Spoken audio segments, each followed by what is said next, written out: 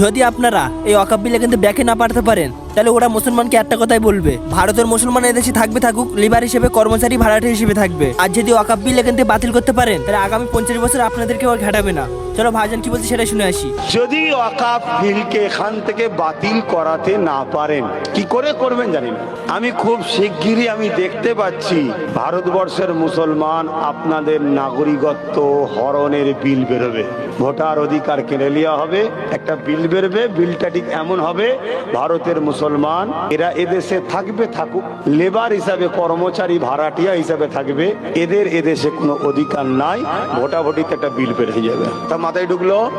আর যদি এখান থেকে এটাকে ব্যাকে ফিরিয়ে দিতে পারেন, আগামী 50 বছর আপনাদের ঘরে আর কেউ ঘাটবে না, আবার নতুন করে প্ল্যান তৈরি করবে। এবারে এটাকে ব্যাকে ফেরাবার রাস্তা আছে? নেই। কে বলেছে? সব শয়তান ঠান্ডা হয়ে যায় তো সামান্য।